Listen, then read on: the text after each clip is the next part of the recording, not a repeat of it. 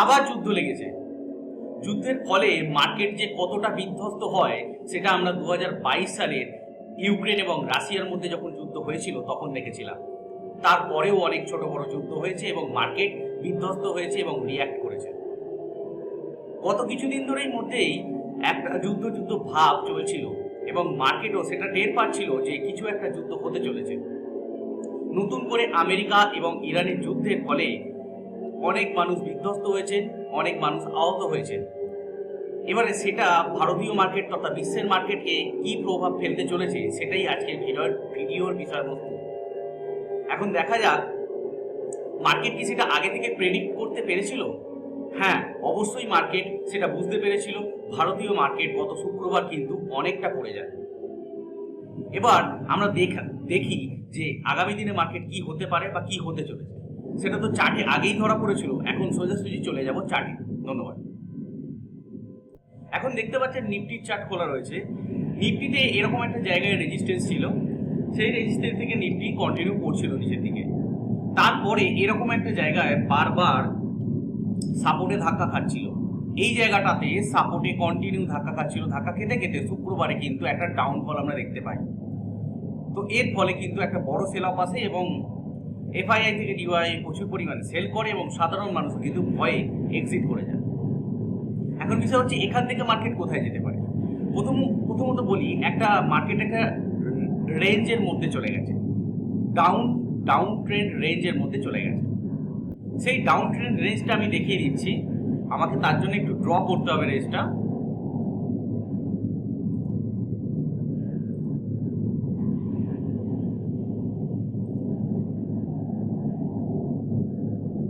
এরকম একটা রেঞ্জের মধ্যে চলে গেছে। তো আমি ওপরের রেজিস্ট্যান্সটা নিচের সাপোর্টটাকেও আমি সরিয়ে দিচ্ছি, যদিও এই সাপোর্টটা বর্তমানে ভেঙে গেছে শুক্রবারে। এই যে রেঞ্জটা একটা রেঞ্জের মধ্যে চলে এসেছে মার্কেট, এখান থেকে যতক্ষণ না বেরোতে পারছে ততক্ষণ এই রেঞ্জ ধরে চলবে। এবার রেঞ্জ ধরে চলা মানে কিন্তু ডাউনের দিকেই যাওয়ার চান্স রয়েছে।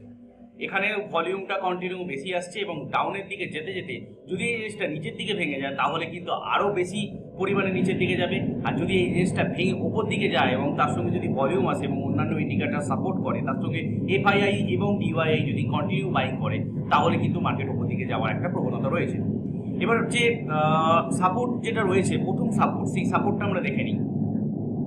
প্রথম সাপোর্ট রয়েছে মোটামুটি 25,000-এর আশেপাশে একটা সাপোর্ট রয়েছে। 25,000-এর আশেপাশে যে সাপোর্টটা রয়েছে সেটা মোটামুটি এরকম একটা জায়গা। 25,000-এর পাশে যে সাপোর্টটা রয়েছে এটা নর্মালি একটা সাইকোলজিক্যাল সাপোর্ট।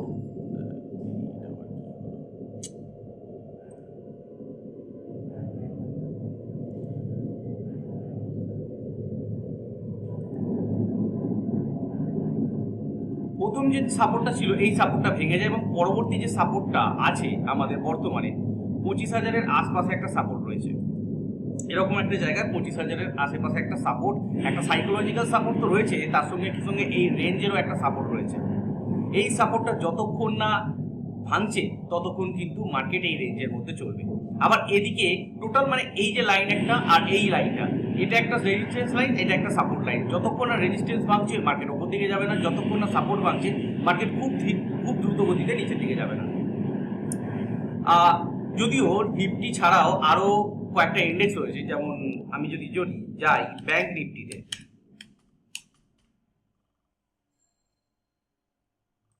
নিফটি ব্যাংক কিন্তু কন্ডিশনটা পুরো উল্টো। নিফটি ব্যাংক কিন্তু আছে সম্পূর্ণরূপে ওপর দিকে, যদিও একটা ছোট্ট ডাউন ট্রেন্ড আমরা দেখতে পাচ্ছি।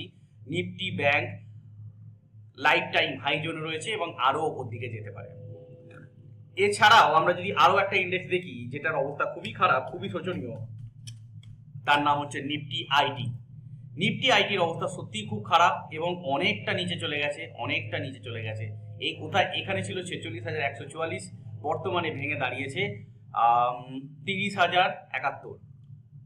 অনেকটা ভেঙে গেছে, আরো নিচের দিকে কিন্তু যাবার প্রবণতা আছে, যদিও এখানে একটা সাপোর্ট নিয়েছে এবং ওপর দিকে যাওয়ার চেষ্টা করছে। যদি এই জায়গাটা না ভাঙতে পারে তাহলে কিন্তু ওপর দিকে যেতে পারবে না, মানে এই জায়গাটা ভেঙে ওপর দিকে যেতে হবে, তবেই নিফটি আইটি আরো ওপর দিকে যাবে এবং নিফটি আইটি শেয়ারগুলো ওপর দিকে যেতে শুরু করবে।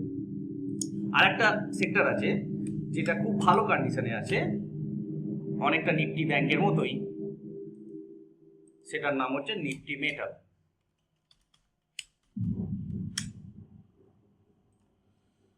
নিফটি মেটাল কিন্তু সর্বোচ্চ স্তরে আছে, অর্থাৎ লাইফ টাইম হাই জোনে রয়েছে। নিফটি মেটাল আগেও লাইফ টাইম হাই ব্রেকআউট করেছে এরকম একটা জায়গায়, মোটামুটি 10,000-এর আশেপাশে, তারপরে আবার ব্রেকআউট করে এবং এই জায়গাটায় গিয়ে আটকে গেছে।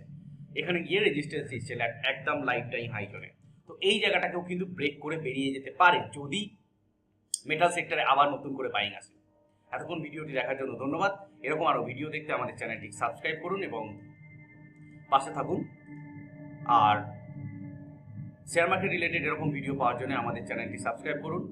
আর যদি কোনো কোশ্চেন থেকে থাকে বা আরও ডিটেলস ভিডিও যদি পেতে চান তাহলে অবশ্যই কমেন্ট করুন। ধন্যবাদ।